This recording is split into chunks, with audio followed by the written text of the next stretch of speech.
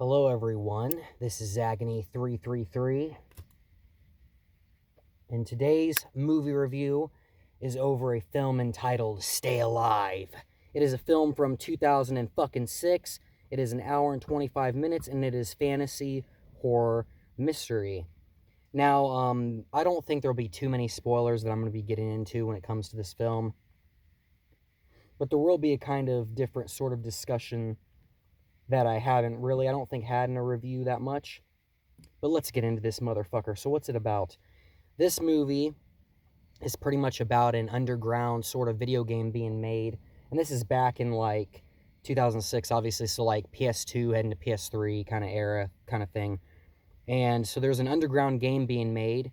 But the problem is when you play this game and when you die in this game, you die in real life in the same fashion that you would in the game. So it's basically a serial killing game, if you will, but it has to do with a legend of Elizabeth Bathory and stuff like that. But let me get into the kind of strengths of this movie. So first off here, I thought that the DVD menu and has a cool character select and stuff like that, which is pretty badass. It's awesome to see a DVD menu and stuff that's always, handled differently, done differently with some creativity and stuff rather than just some standard shit.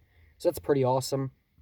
Another thing I put here that is cool as fuck is one of my all-time favorite bands, Cradle of Filth, actually made a album that's about Elizabeth Bathory and all that kind of stuff. So check out Cruelty and the Beast if you like fucking badass metal. And if the movie and its visuals and stuff seem really interesting and awesome, which is what I would say is a big strength of this film, go check out that album because it is a very fucking great album and an amazing band, Cradle of Filth, awesome as hell. But let me check these fucking notes. I saw this movie in theaters and always thought it was an awesome movie. Now, another thing that I always told friends and people in regarding this film is that I always thought it would make for an awesome actual game, albeit leaving out the part where you die in real fucking life, of course. And what's crazy, though, is back when this was released, it was, like I said, PS2 heading to the PS3 era. We didn't really have the technology to implement and make it like it was in the film. But nowadays, with the PS5 kind of era and everything else, we've kind of gotten there where we could do that sort of thing if we really wanted to, make it something sort of true to how it was portrayed in the movie, which I always thought was a really good idea and just really fucking cool, with the co-op, the visuals. It would just make for a really entertaining and awesome game, I bet. And so let me see. Yeah, one of the strengths, the big strength here, is I feel like the in-game moments, the virtual world, the scenery, all those things that they created for this film are really fucking awesome and solid as hell. It also mentions, has a few references to other video games and other things, like Fatal Frame is mentioned in there, which Fatal Frame is an awesome fucking series. But here is the sort of negatives, I guess. And I mean, I might touch a little bit into spoilers after this, but this movie is one of those films, which I'm sure you've had these films as well. It's a movie like, okay, for instance, when I went to do this review and watch this movie, I had in my head already what kind of rating I was going to give it. But upon watching the movie, it wasn't nearly as good as I remembered it being. And so that's what I was going to say, is I'm sure you've had films like that where you remembered how fucking awesome they were and you really loved it. But once you watch the movie and after it's been so many years and whatever, you kind of realize, well, holy shit, this movie is not nearly as good as I remembered it being. It's not nearly as entertaining. It's not as good. And that's not to say that this movie is a bad one, because it's not. It's a cool movie. It's has really cool ideas that it brings about. Like I said, the visuals are really awesome. The whole legend with Elizabeth Bathory and like the way they handle it in like a game format does make this film entertaining and cool. But it's just like in comparison with the recollection that I had, it doesn't compare to that. And there's another movie that I have as well called The Haunting. That was like a film from the 90s. And that's a similar case. Like I remember when I watched that when I was younger, when I was a kid, when it came out, and I really loved that movie and thought it was awesome as fuck. And then years later, when I rewatched it, I was like, it just didn't nearly as engage me as much. It wasn't really as good of a movie. So I don't know what it is, but there's films like that, and this is kind of one of those. I had originally envisioned giving it a higher rating, but like I said, after watching it this time, while it's still a good movie, it was not nearly as good as I remembered it being. Here's a trivia thing. I thought that was pretty cool that I never knew. But I guess the mansion that's showed at the beginning is basically the same kind of mansion that was done in the game The House of the Dead, which I like the House of the Dead franchise as well. You know, like 3 and 4 I've played, as well as Overkill and stuff. Really awesome, fun games. And it's, I never really got to play with the light gun and stuff like that to make it more immersive, but they're still really fun and awesome to go through. But let me see if there's anything else before I cut to some spoilers. I mean, the main character's name is Hutch. They got a cool, group of people and stuff. There's some humor there, which, I mean, the humor didn't really work on me this time as much. Like I said, I think it was a film that appealed to me when I was younger.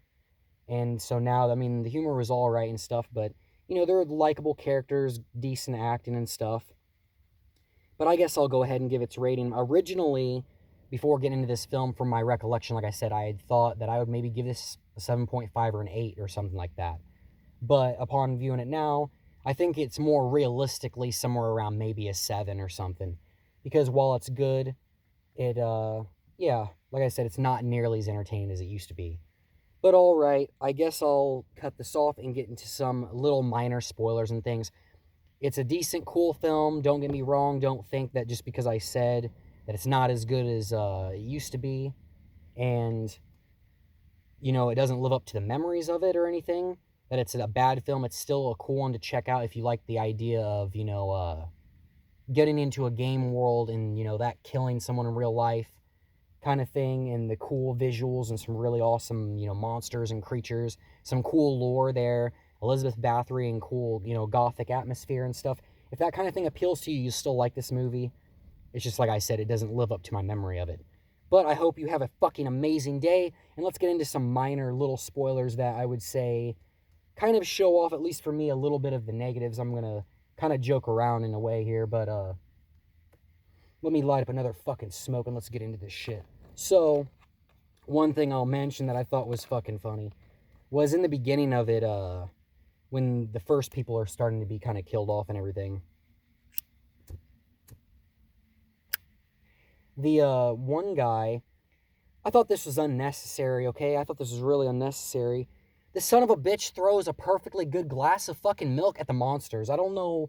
You could have took the fucking minute to just drink the milk and not waste that shit, but he decides to fucking throw it to the monsters to no avail. Obviously, they don't like dairy products because they still killed his ass anyways. But there was that, and then, I don't know. Like I said, the humor didn't really work. It kind of felt too juvenile in this film. I don't know. Like I said, the acting was good. It was still good and everything, but it was kind of just, I don't know. I could see how my younger self, when I was like a fucking kid or a teen, would have liked some of the humor and thought it was hilarious and whatever else, but this time it was just, didn't really fucking work for me. But, gosh damn it, will you stay lit for one fucking review? There we go. Alright. And, there were just little moments that I thought were kind of, stupid. Like one later on, which this will be a positive before getting into that negative that I mentioned about something being stupid.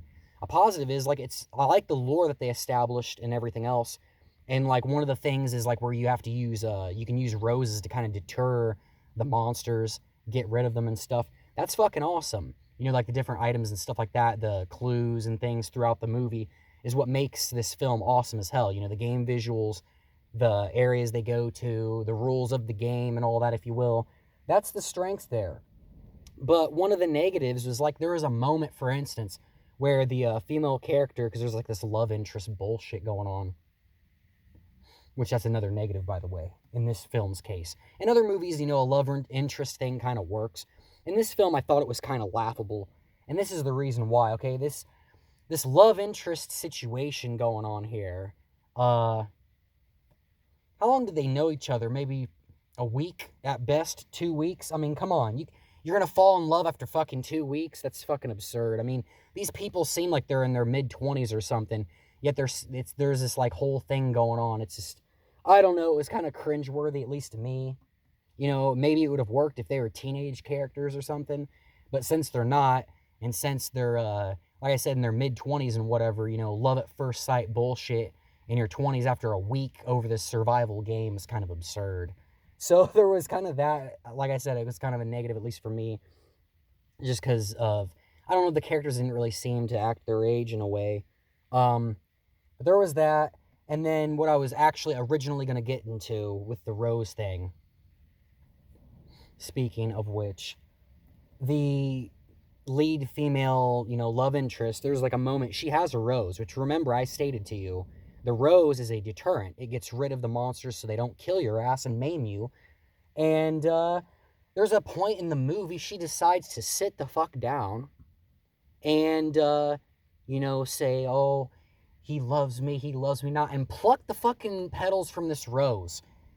This isn't the fucking time for a love game, okay? Like, you're being chased by these fucking creatures. You're gonna be fucking killed along with your friends and everything else. And you're gonna sit down and like you're in a field or something in this romance bullshit, and you're gonna rip apart your only piece of salvation. How fucking stupid is that? Like, that's what I was saying. It's moments like that that kind of weighed the film down from being as good as I originally remembered it being. Because I don't know about you, but I don't really give a shit how in love I would be at that moment. I think I would save the rose to save my fucking life. That way the love could actually continue instead of fucking ripping this thing apart and potentially fucking myself. It's moments like that that are kind of absurd, Like I said, there's the juvenile humor, which sort of doesn't work, whereas in other films it might be funny. This film, it kind of fell flat. And like I said, this absurd love interest after like a week or something. And you know what I mean? Just doing stupid shit like that. Like ripping the fucking rose apart when it's supposed to save your life and that's the last one you fucking have and you're being surrounded in a fucking tunnel by fucking creatures. You think a smart person would have saved the fucking rose. But they didn't do that. Somehow they made it out alive and everything. But what was a cool positive, I guess, is that the film sort of leaves it open for like a sequel and stuff. It ends on a cool note with the game being made still. I don't know how the creator survived his own invention since it kills anybody who plays it. I mean, you think the asshole would have had to beta test his own fucking game or have other people play it. I mean, that's another thing when you think about it, okay? Another thing when you think about it. So this fucking dickhead makes this game in his fucking attic or whatever, right? That kills people. How is he still alive? How is he unaware of its magic and how it works? Because like I said, either he would have to beta test it or he would have to have a group of unlucky assholes to beta test it for him and they'd all fucking die. So I don't know how it was oblivious to this motherfucker, but it apparently was. But yeah, I'm just kind of joking around at this point. It's still a good film, don't get me wrong, even despite, kind of absurd moments like that when you put some thought into it and kind of pick them apart. It's still a good film, it's still an entertaining one, it's still a cool concept, still cool lore, cool ideas and everything else. It's just, when you're older, obviously, there's moments like that you can kind of put some thought into and be like, what the fuck is this? And make it more laughable than being taken seriously. But I guess that is the point. Maybe this movie isn't supposed to be the most serious movie around either. More so just an enjoyable one. But it is cool. It is enjoyable. And like I said, I double down on saying that they should absolutely make a game like this for this day and era and stuff. I could totally see it being done. Now that we have headsets where you can, say stuff like, I'm sure they could implement those kinds of things now in this era, as well as the visuals, even maybe being better than they're shown in the film and stuff like that. And it just seems like a really cool experience. Imagine being able to co-op and go through the manor and the surrounding areas, helping each other, friends and all that shit. It would just be a cool idea. It's a cool idea. But I think that that's actually all of the things I really need to talk about.